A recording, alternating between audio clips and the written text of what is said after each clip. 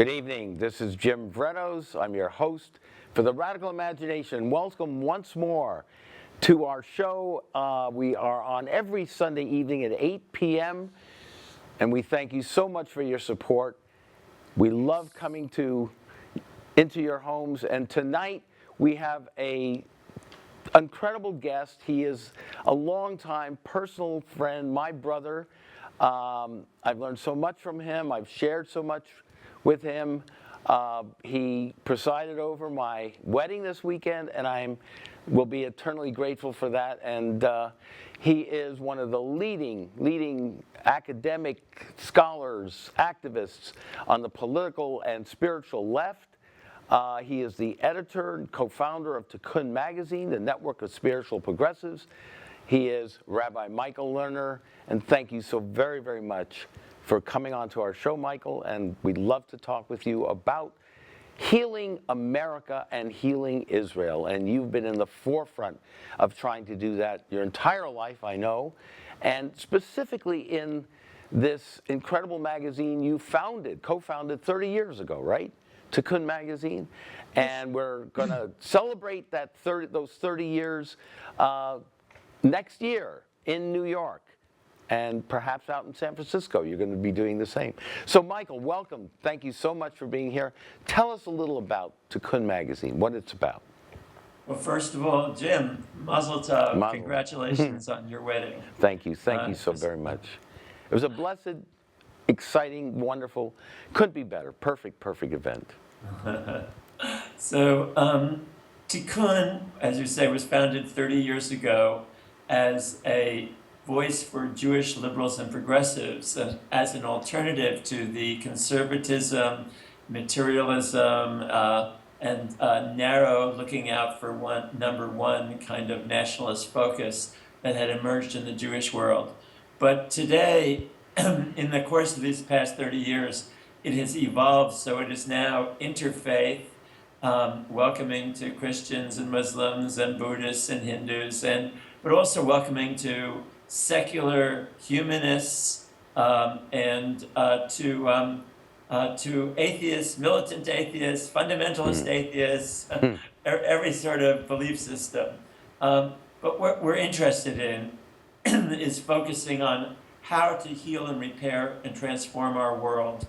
And for that, we deal with politics, we deal with psychology, we deal with political theory, we deal with literature and the reviews of movies, and we print poetry. So Tikkun, Tikkun, tikkun.org is where you find it online, but the print magazine is not online except for those who subscribe. But people can get it by going to tikkun.org and subscribing that way, or they can see other articles from us that are not in the print magazine. Exactly. And now, you were mentored by Abraham Joshua Heschel, correct, at the Jewish Theological Seminary. And tell us a little about the impact he had on you and perhaps also the beginning of the magazine.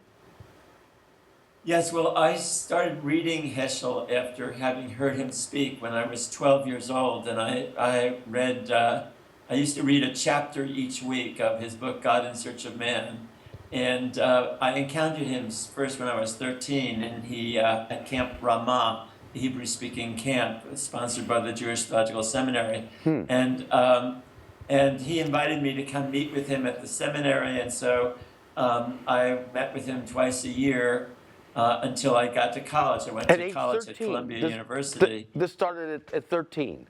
Yes. Wow, okay. And so at Columbia, I was very happy to also be taking courses at the seminary, and I had a regular private meeting with him, kind of guided reading and supervision from him every few weeks for 3 of the 4 years that I was there at Columbia and at the seminary. Only 3 because the junior year I spent in England at the University of Bristol studying literature and philosophy. But it was a wonderful experience being close to him, learning from him, and it was amazing. For our audience, perhaps you can just give us a little idea of his own life and the catastrophic trauma that he suffered and experienced through his family loss and so on, and how he attempted to heal himself and others around him as a result of that trauma. So it's just you his family obviously, was mostly wiped. you know, His family was mostly wiped out by the Holocaust, right, and he was lucky to have escaped and barely, yeah, come first to the Hebrew Union College in Cincinnati, and then to the Jewish Theological Seminary in New York. So his life experience and his obviously his intellectual depth must have had enormous impact on you. And what were some other people that you studied with that influenced you at that rather tender age, I guess? Your teen years, your college years. I'm trying to search for your roots here in the spiritual progressive movement. Well, actually, most of my roots were with Heschel, and then I went to graduate school at University of California in Berkeley and got a PhD in philosophy, and I was much influenced by Wilhelm Reich, the psychoanalyst who was also a Marxist, and I learned from Reich. I also learned from, I became friends with and learned from Herbert Marcuse, who was teaching at University of California in San Diego. But I got to meet him and when he came up to Berkeley, and then I became friends with him. And he later, when I started leading services in the Bay Area, he would come to my Friday night services and frequently he was a resolute atheist, but he would stick around with his new wife Ricky Sherover Marcuse. He would stick around and argue with me, and but he was a wonderful guy and a lot to learn from. Wilhelm Reich, I think, was the most important influence for where I've come to in that Reich was a psychoanalyst during the rise of Hitler. And he understood something that most people on the left don't understand even today, which is that the reactionary ideas that are put out are often a response to real pain that people are feeling. But the real pain is then addressed in a reactionary way. And the left didn't understand that. The left thought, oh, well, if people are moving towards Hitler, it's just because they're racist, they're anti-Semitic, and that's all there is to it, and they're also dumb, and that kind of analysis didn't help stop Hitler. And saying, hey, you're anti-Semitic, didn't really change very much. What Reich did was say, let's look and see what underlying pain people are in, and try to understand that, and then move the conversation from there to helping people see that the solutions to that pain that the Nazis or the fascists were putting forward, namely blaming it all on the Jews, really wasn't going to get very far, and wasn't going to, wasn't going to be the right solution to the problem. But there was a real problem. There was a real pain in people's lives, and the right was addressing that, and the left was not. Well, we have the same thing happen in the United States today. So we have people in tremendous amounts of pain, and we have that pain being directed in racist, homophobic, sexist, xenophobic ways. But the left only says, oh, these people are racist, sexist, homophobic, xenophobic, or stupid. That is not a good strategy for winning people away from the right. It's a really bad strategy, and much better to understand that what is happening is the right is articulating something deep about the problems that people are facing, and then giving these simplistic and destructive strategies for how to deal with the problem. But our task is to help people, is to address the underlying problems and then help them see that there's a more effective strategy than being a racist, sexist, homophobic, or xenophobic. And the traditional left strategy, when they hear this outpouring of hate and bigotry, is to do what again? To disallow it, or what the left does deny is it, say, or... oh, well, anybody who doesn't vote for us, or doesn't vote for our candidates, or doesn't come support us, they must be racist, or sexist, or They're homophobic, written off or as... xenophobic, or Yeah. stupid. Right. And one of the things that I learned, you see, I was, before I became a rabbi, I was a psychologist. And so I did a second PhD in clinical psychology. And I ran a major NIMH, National Institute of Mental Health, study. I was the principal investigator of a study that focused on the psychodynamics in American society for working people, and the way that what they were learning in the world of work was being brought home into personal life and undermining family life. And what I discovered in that was that in the world of work, what people are learning is that their value is simply how much they can maximize money or power for the powerful there, and to have to look at everybody else as just advancing their own self-interest, that it's all about self-interest and promoting oneself. Mm-hmm. And people come home from the world of work thinking that that's the truth of the world.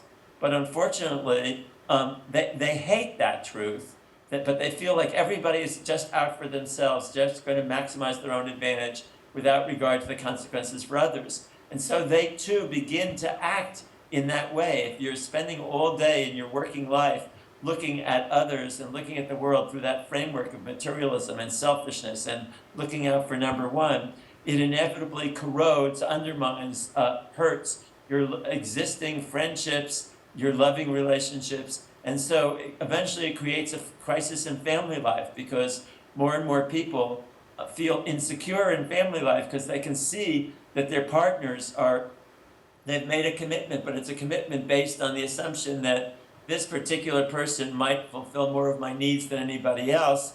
And as a rational maximizer of self-interest, I'll choose that person. But then if you encounter somebody else that you fantasize might fulfill more of your needs, then you go to that person. And what we've had then is tremendous insecurity in family life. And it's based on this looking out for number one and using other people for the sake of getting your own needs met without regard to the consequences for others. And so you have 50% of families ending up in divorce, and of course I'm not putting anybody down who gets divorced. I myself have been divorced. But the thing is that there's the underlying, some of the underlying dynamics there are based on this internalization of the marketplace consciousness that they learn all day. We all learn every day in the world of work. Look out for number one. Maximize money and power. Seek for yourself. Now that creates tremendous instability and fear in family life. But then we've got one other factor that I also want to mention, which is that people are also simultaneously learning the dominant self-justification of the capitalist marketplace, which is, hey, this is a meritocracy. This is a system in which if you have merit, you will rise to the top. And if you haven't risen to the top, it must be because there's something wrong with you. This creates, this is first of all totally false, because we have a class stratified society, and though a few people, a small percentage of people, are able to switch their class position, most people can't, because most people can't end up on the top. And when you have huge inequalities in income and in wealth in this society, most people are not going to make it, okay? Because there aren't that many positions at the top that they can make it into. But the meritocracy, the idea that where you end up is a function of who you are, your value, your worth in the world, has a consequence that huge numbers of people feel bad about themselves. They blame themselves for not having a better job, for not having a job that is more fulfilling, for not having a job that makes more money, not having a job that gives them a greater opportunity to use their intelligence and creativity. And this then, it also is brought home, and it makes people feel terrible about themselves. Instead of struggling to change the system, they feel that they don't really deserve to change the system because, after all, if they had been more together, they would have been more successful. Right. This internalizing of self-blame is part of the pain that people are in, both on the one hand feeling that they don't know who they can trust because they're surrounded by people who are looking out for number one, and on the other hand, they feel terrible about themselves for having failed. And that this is what the right, here's the terrible thing about the success of the right in this country. The right has been able to address this self-blaming and to say, it's not your fault. You live in a materialist and selfishness-oriented society, and it's not your fault that things aren't feeling so good for you. But then what the right does is say, and you know whose fault it is? The racist, the blacks, whatever people scapegoats of color, you want to create, feminists or women, gays and lesbians, undocumented workers, immigrants, so Jews, Muslims. So they blame everybody else for this and say, and see what it does is, in blaming somebody else, they help people stop blaming themselves. So a lot of people feel better about themselves as a result of that. Right. Now, the key to the left is that the left has to be able to help people see that it is not their fault that they're in this pain, but the fault is the social system, the economic and political system that they're part of, which teaches them that it's their own fault for ending up where they are, and which structures the world in such a way that very few people can have a life in which their work has meaning and purpose and gives them opportunities for creativity, and very few people get to succeed economically in the society. So people hasn't Sanders redirect their anger and their upset at that social system. But the left, instead of doing that, doesn't know that there's the real problem. It doesn't understand that there is a psychological and spiritual crisis in this society that the right is playing on. So instead of understanding the underlying the problem, they say, oh, those people are moving to the right just because they're racist, sexist, homophobic, or stupid. And that is heard by people, and that gives the right another powerful weapon, because what the right can then do is say, the left is filled with people who are elitists who can't stand you, who have contempt for you. And that's how most people feel, because when they hear that from the left, when they hear that the reason why they aren't on the side of the left is because they're stupid or because they're racist or sexist or homophobic, they say, these people don't know anything about me. They don't care about me. They have contempt for me. And that makes the left even more powerless. But do you see that the Sanders campaign has begun to change that narrative? I don't hear what you're saying there, in the sense that Sanders is not calling the right names. He's trying to raise consciousness about the system, right? I agree with you that he's not going much deeper than that, but do you see this as a positive step in the right direction toward a more fuller understanding of healing and transformation? So Sanders is doing somewhat of what is absolutely necessary, right? Yeah, I mean, it's a first step. First step. In that he is helping people look at the social system, right, and the inequalities in it and the unfairness of it. What he hasn't done is take the next step of saying, let's look at the feelings you have that are generated by this work world and by this economy and by this political system, the feelings that end up leading you to blame yourself and to feel that you can't trust other people because every place you look, both in your world of work and on the media, everybody is portrayed as though their only issue is to get as much power for themselves as possible. And whether that is power economically, or whether that is power sexually, or whether that is power in relationships, it's all about advancing your own self-interest. So people see that all over the place and think, gee, if I want to be a rational person and succeed in this society, or, I've got to get as much power for myself as possible. And what I learned in the study that we did was that most people hate this. They don't want to be in that kind of world. They actually want to be in a world in which there's more love and caring and generosity. But they are afraid to admit that, because they will, if they start talking about that to their friends are going to say, "You're so unrealistic. You don't know, it's impossible." Even though if you ask your friends and really push them, they'll end up saying, "Yeah, I'd like that too, except it's impossible. It'll never happen."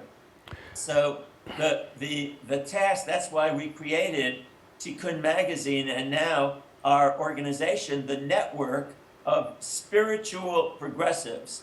The Network of Spiritual Progressives, which you can find online at spiritualprogressives.org, spiritualprogressives.org. This network is meant to challenge this way of thinking.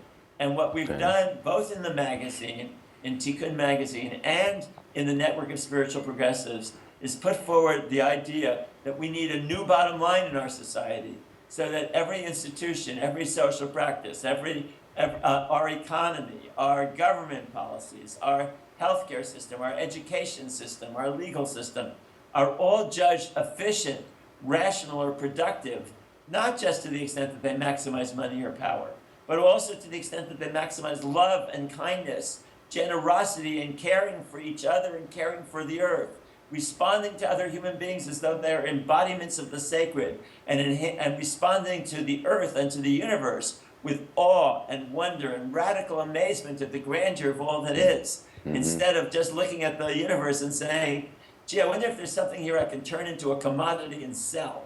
Okay? Right. So it's a different consciousness, and we believe that this is critical for changing the system that we're in, changing the power of a corrosive and hurtful system, by helping people adopt a new bottom line and popularizing that and insisting that that should be the basis by which we judge things to be rational or productive or efficient. Right. And of course, this paradigm could be applied to so many concrete cases, and you've tried to do that in your most recent book, Embracing Israel-Palestine, a strategy to heal and transform the Middle East. And I love the title there, Embracing Israel-Palestine, a strategy to heal and transform. But the idea of embracing, where did you come up with that? Because it's such a beautiful symbol of what needs to happen. Well, yes, because actually we're not going to get a lot of movement towards resolution of the conflict until people are able to recognize the other as fundamentally equal in value to yourself. And this is an old Jewish teaching, okay? It comes from the Bible, it comes from the Torah. And what the Torah says is not only love your neighbor as yourself, okay? Because that can often be translated to mean, oh, just the person you're already living with you. But it also says, love the stranger. Love the stranger. V'ahavta lager. And loving the stranger is a very big challenge. Right. But what the Torah goes on to say is, remember that you were strangers in the land of Egypt. Right. And today Jews can say to each other, we weren't just strangers in the land of Egypt. We were strangers in every place where we were in the diaspora. We were strangers when we were in Europe. We were strangers when we were in North Africa or in Asia. Wherever we were forced out of our land originally and pushed to other places around the world, we've been strangers and we've been treated in a terrible way. So, having had that experience, we should be following the Torah's advice that says, love the stranger, care for the other, remember that you were that. How terrible it was, how hard it was for us. Why would we want to do that to anybody else? We would need to treat them with love and caring and respect. Unfortunately, that is not how much of the Jewish people is responding today, particularly in Israel, to the other. But of course, that the Torah doesn't say. Now, we can then go into the details of the discussion about, well, wait, they did it to us, so they were bad to us, etc. The Torah doesn't say, love the stranger if you approve how they are.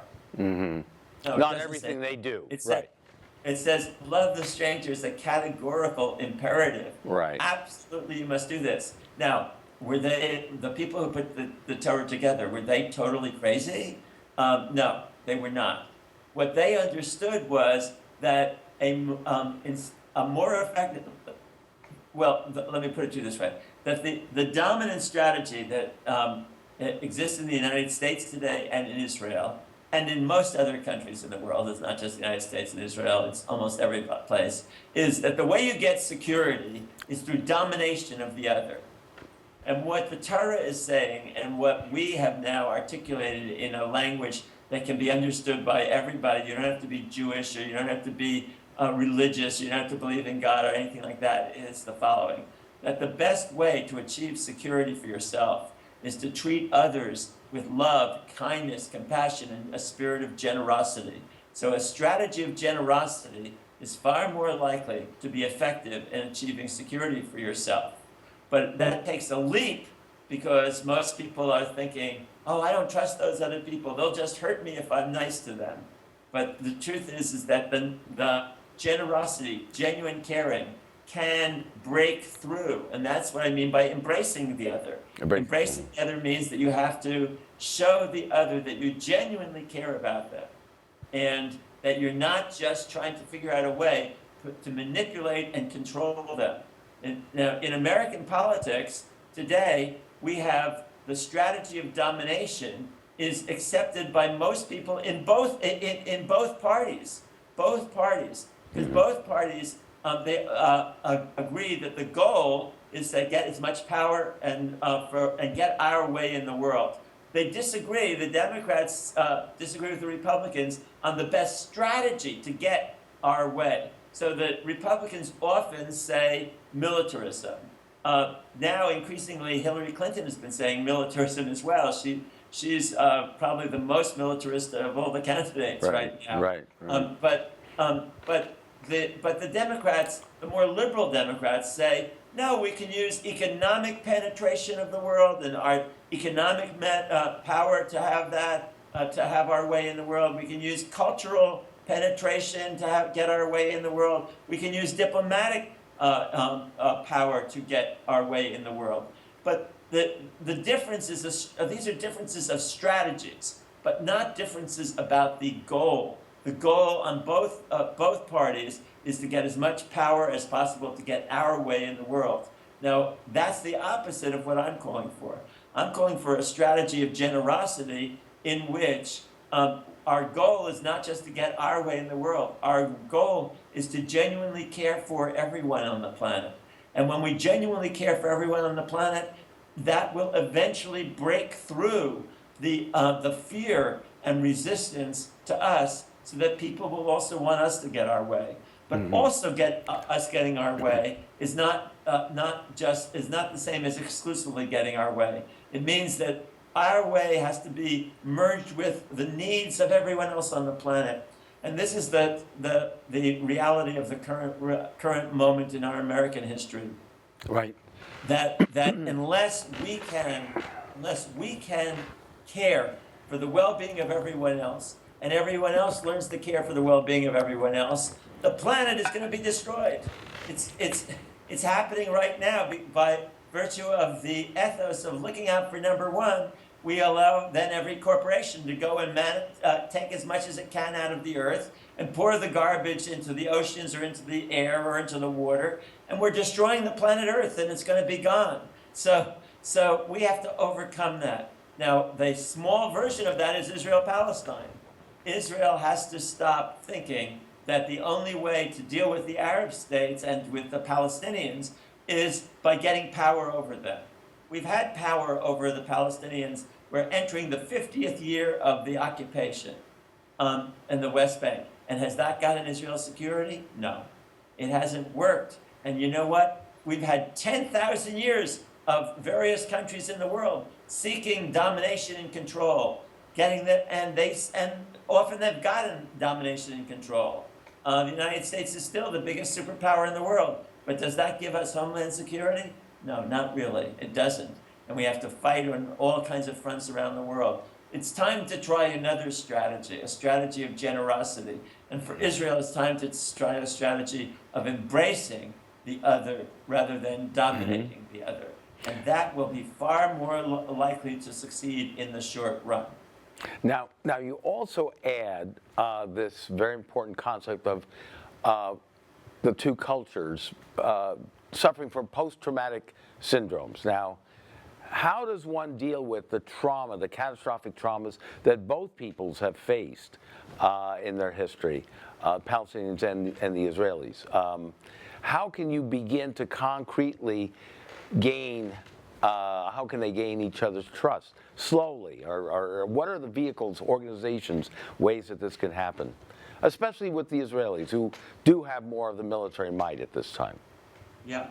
Well, the thing is, number one, is that you have to be able to recognize that you're not the only ones who have a trauma, that the other guy also has a trauma. And in Israel Palestine, both sides have to come to understand that the other side has a legitimate story to tell.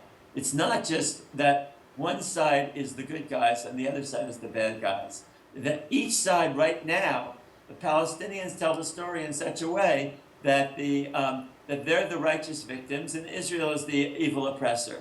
The Israelis tell the story as we, the Israelis, are the righteous victims and the Palestinians are the evil oppressor.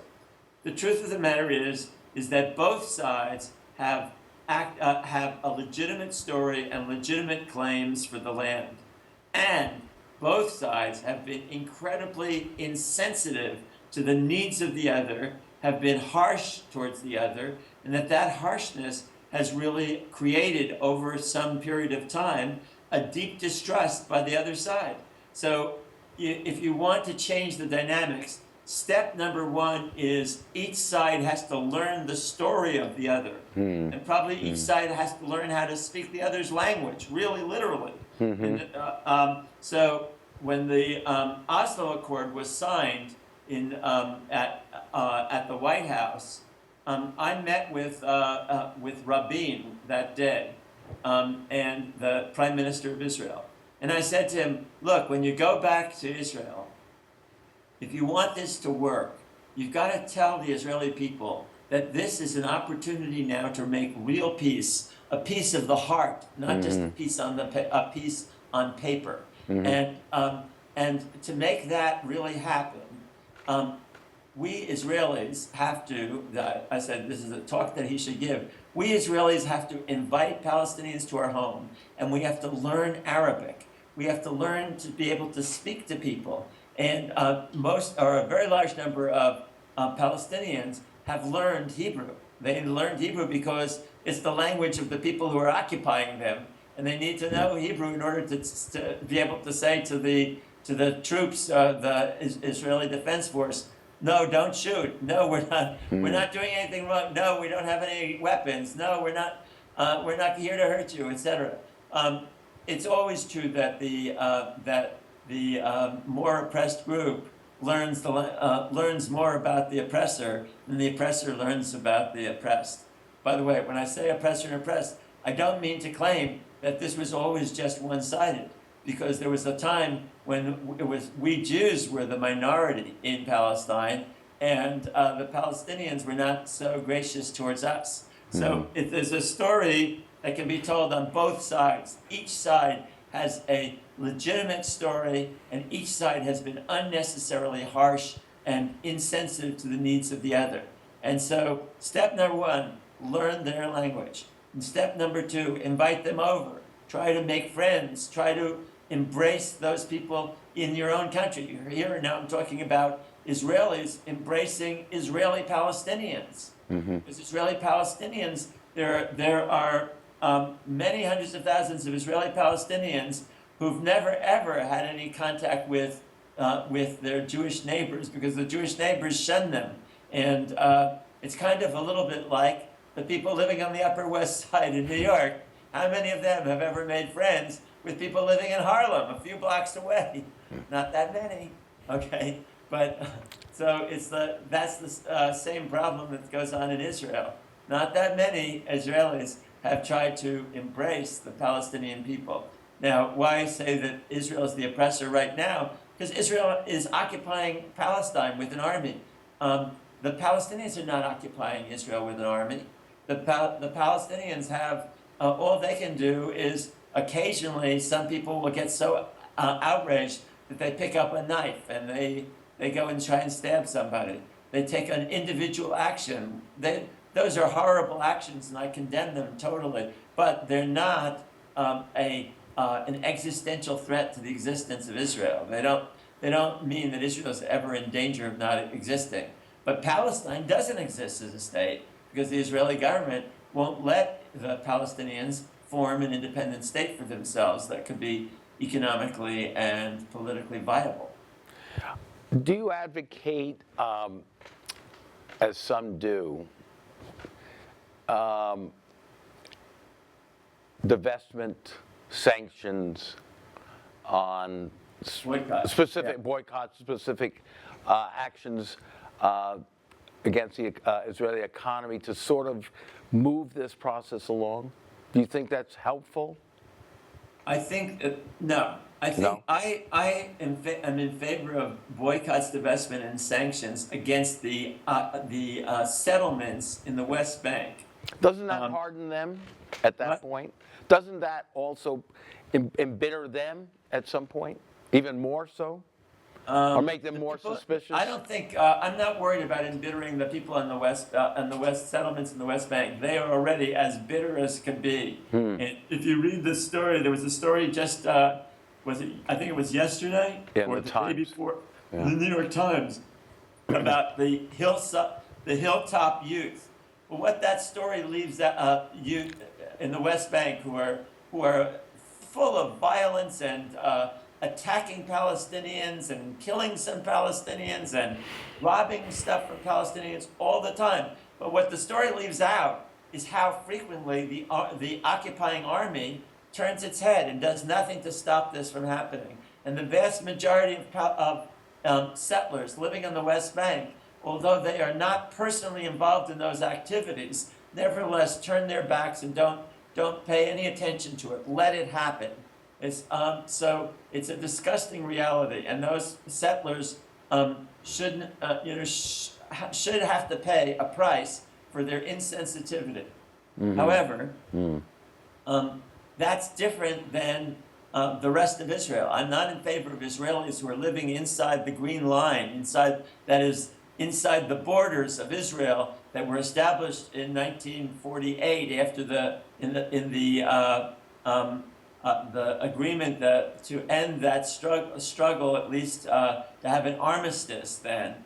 Inside those borders, I don't feel that it's useful or wise to try to do boycotts, divestment, and sanctions against all of Israel. Mm-hmm. I don't want all Israelis to feel that the world is against them, because when that develops, then people often will become more holding on to what they have, more fearful. And I don't think we need more fear in most of Israel. They have plenty of fear as it is. You know, I think we met, I guess, well over 25 years ago when I attended a lecture of yours, your book on Socialism of Fools, Anti-Semitism to the Left. And again, that was a good 30 years ago. It seems like there is a similar issue today. Don't you see that happening as well in certain segments of the left as well?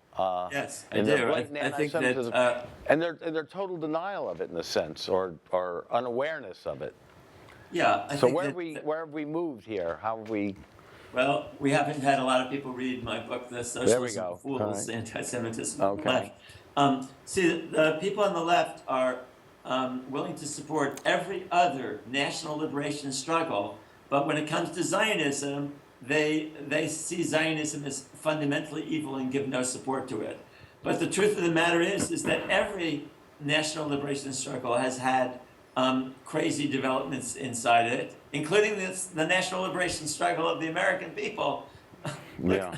We've ended up being torturers, mass murderers in Vietnam, and I mean, we've had some terrible things done, outrageous things, far worse than anything Israel has ever done, have been done by this country. But do we in the left or the liberal world say the United States doesn't have a right to exist? Right. Of course not. We say we got to change those policies. But when it comes to Israel, it's the only country in the world where the left says it doesn't have a right to exist. Or at least sections of the left say that. And those sections of the left are using a double standard towards Israel that they use towards every other national liberation struggle. Now, I'm not a Zionist. I've never described myself as a Zionist, but I do think it's anti-Semitic to deny the right of the Jewish people to a national liberation movement, which they call Zionism, and to support it in it for every other people in the world. And because every other people have, like the Chinese national liberation struggle. That's what we have with Mao and now with the current regime. Does that mean I want to say they have no right to exist, or that their national liberation movement was fundamentally evil? No. But did they kill an awful lot of people? Yeah, they killed millions and millions and millions of people. It was terrible. It was horrible what was done in the name of the Chinese Communist Party, and it still exists. But you don't hear people on the left saying that the Chinese people don't have a right to a state of their own. So why should the Jewish people not be given that? Now, if you say, yeah, but the state of their own that Israel's created has been one which is based on denying the rights of the Palestinian people, I agree with that and say, stop that, Israel. You've got to allow, and in fact, not just allow, but generously support the Palestinian people to create a state of their own in Gaza and the West Bank, and make that economically and politically viable for the Palestinian people. And I think that can happen, but it's going to take a big change of heart of A, the Jewish people globally, and B, the people in Israel. Now I heard you say, I want to make clear, I know you're eventually, we all, or many of us on the left, hope for a world without national boundaries. But when you say you, at this point, do not consider yourself a Zionist, or is that what you really mean to say at this time? Or Israel is necessary to exist and be strong, right?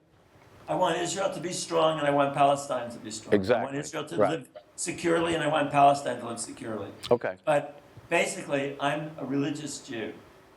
That's my commitment is to the God of the universe, and that God is a God for all peoples, not just for Jewish people. Mm-hmm. God, the Torah doesn't start with the story of the creation of the Jewish people and Abraham. It starts with with Adam and the creation of Adam and Eve and the creation of all humanity. Mm-hmm. All of us are brothers and sisters, everybody on the planet.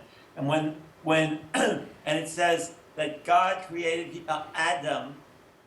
Adam was not a man or not a woman. It says male and female. He created them. It was both a male and female. Adam is the word for the entire the core of the beginning of the human race. So human beings are created in God's image. Okay, everyone deserves to be treated equally well. So I'm a religious Jew, as I say, not a nationalist Jew. I don't really think nationalism is a good thing anymore. I think that the nationalist struggles that are going on today distract people from the actual number one problem facing the human race, which is the way that the global economic and political system of capitalism has been systematically destroying the planet for the sake of enriching a tiny percentage of the people on the planet. There's 100 multi-billionaires that own more wealth than 50% of the entire population of the planet. In other words, 3.5 billion people, all their money together is less than the wealth of 80 of the top billionaires in the world. That's crazy. It's totally screwed up. And how are they getting their money? They're getting their money by producing useless objects, or extracting the raw materials that are desperately from the earth, and then wasting them because they have to get rid of them in order they have to build products that are designed to fail or collapse so that new products can come along, spending billions of dollars on advertising to convince people to buy more and more and more things, which will use up more and more of the resources of the planet, and then throwing out the old, which then are either dumped into the landfills or into the ocean, and we're polluting that. We're destroying the life support system of the planet. And when we destroy the life support system of the planet, none of us is going to survive. Yeah. So the nationalist struggles are a huge distraction from the real problem facing the human race. And that's why I would like to see not 2 states, not 1 state, but no states. I want to see the states of the world eliminated, reconfigured into global and regional environmental districts. I'm not opposed to people continuing to have their own national identities, but not states, not the systems of economic and political power have to be reconfigured totally based on the fundamental priority of the human race, which is to save the life support system of this planet before the capitalist system totally destroys it. Absolutely. And that, now, then people say to me, yeah, okay, you want no states, but that's not going to happen right away. I say, right, well, if it's not going to happen right away, then in the short run, the Israelis need a state for themselves and the Palestinians need a state for themselves. And right now, the Israelis have the state, but the Palestinians don't. So it's very important to try to build the Palestinian state. And part of that is helping to change the consciousness of Israelis so that they can look in a compassionate and empathic way towards Palestinians. When they start to do that, then and only then will it be possible for Palestinians to start to looking in an empathic way towards Israelis. Because right now, it's the Palestinians who are virtually powerless and the Israelis who have huge amounts of power, including one of the biggest and most effective armies in the whole world. Understood. Very well put. So now we're back to what we actually began talking about is healing America, not exclusively, capitalism, and in some way counter this culture, this mindset of mendacity and greed that, as you said, is destroying the world and destroying life chances for the vast number of people in the world. Do you see movements? Do you see young people, Black Lives Matter, for example, as some examples out that you see as positive examples of young people trying to turn this around? Yes, I do. Right? Okay. I mean, Who are they? The Black Lives Matter movement is certainly an important one, and the resurgence of feminism is a very important development, and the Bernie campaign is a wonderful development. And the fact that it has brought out so many young people into political engagement, that's terrific. But I don't yet see is people developing a worldview that is sufficiently encompassing to make it possible for people to see how they can move beyond their individual struggles to unite in one larger struggle. And that's what our network of spiritual progressives is trying to do. You see, as I've said many times, Martin Luther King Jr. did not become the icon of social change by giving a speech to hundreds of thousands of people in Washington, D.C. in the summer of 1963 that said, "I have a complaint." No, It wasn't a complaint. It was a dream, okay? But when you listen to so many people in the liberal and left world today, they have a complaint. They've got all kinds of complaints. They don't have a dream that is shared, a shared dream of the world that they really want. That's what our network of spiritual progressives is about. We are about creating a movement or helping all the existing movements begin to articulate that common dream of the world they want.